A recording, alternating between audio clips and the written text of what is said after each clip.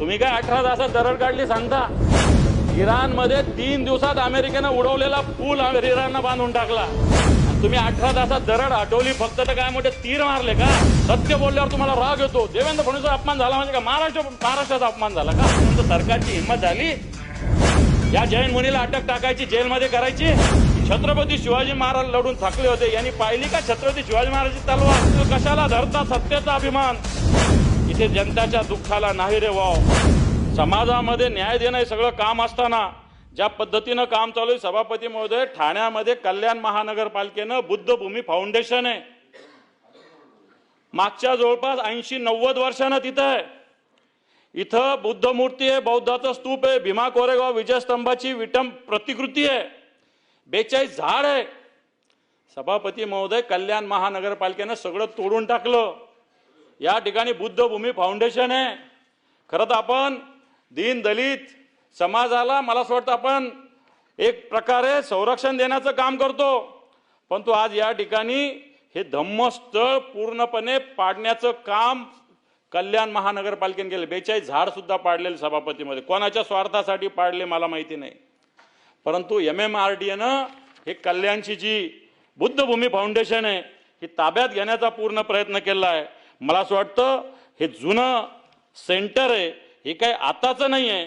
आणि म्हणून अशा पद्धतीनं जर काम चालत असेल तर तुम्ही समाजात कशा पद्धतीनं वागता हा प्रश्न सभापती महोदय.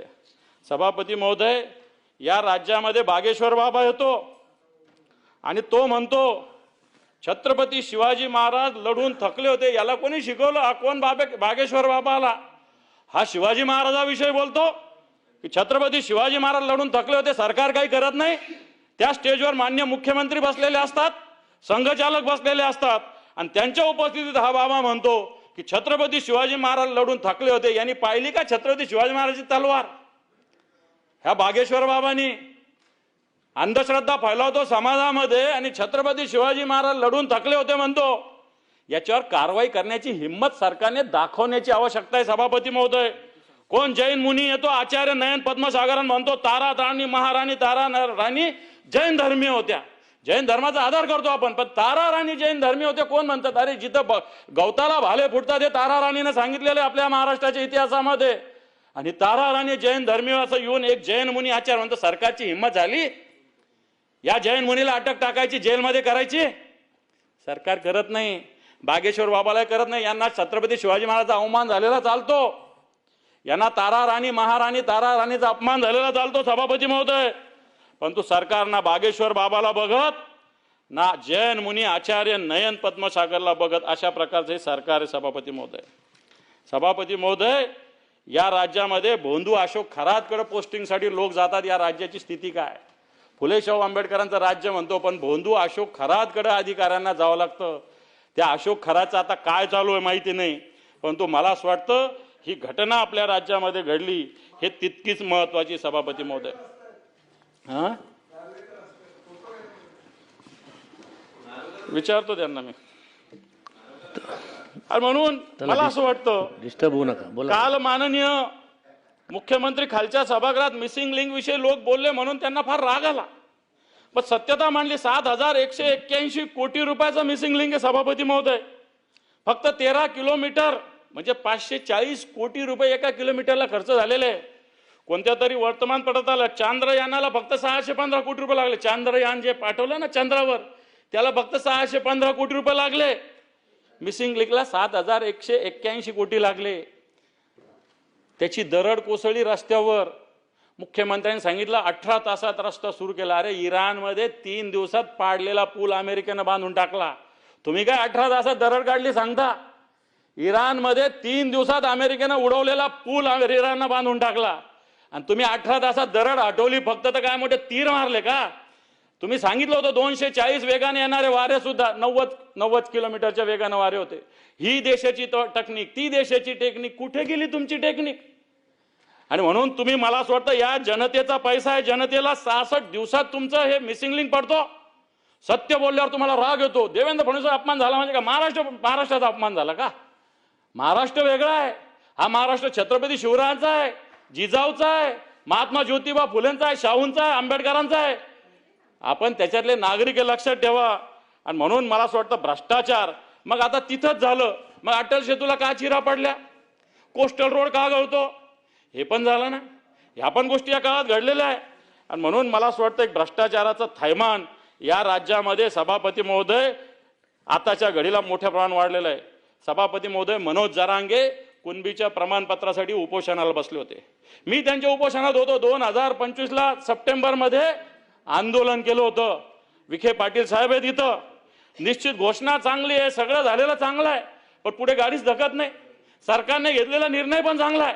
हैदराबाद गॅजेटचा मुद्दा महत्वाचा आहे, परंतु या हैदराबाद गॅजेटच्या नोंदीची घोषणा होण्याची आवश्यकता आहे. माझे आजोबा पंजोबाची नाव नोंद जर असेल हैदराबाद गॅजेटमध्ये तर आम्हाला त्याचा फायदा होऊ शकतो, नाही आम्हाला झाला आमच्या मुलाबाळाला होऊ शकतो.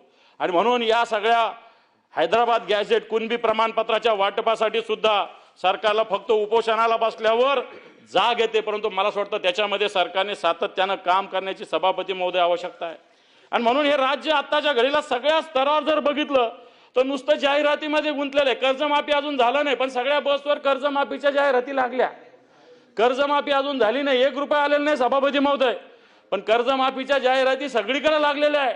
अजून शेतकऱ्याच्या खात्यात रुपया आला नाही, परंतु कर्जमाफीच्या जाहिराती सगळीकडे सभापती महोदय लागलेल्या आहे. आणि म्हणून मी जास्त न बोलता एवढंच बोलेल, कशाला धरता सत्तेचा अभिमान, इथे जनताच्या दुःखाला नाही रे वाव. फक्त कागदावरती चालतात योजना, प्रत्यक्षात मात्र फक्त भ्रष्टाचार आणि घाव, अशा प्रकारची स्थिती सभापती महोदय.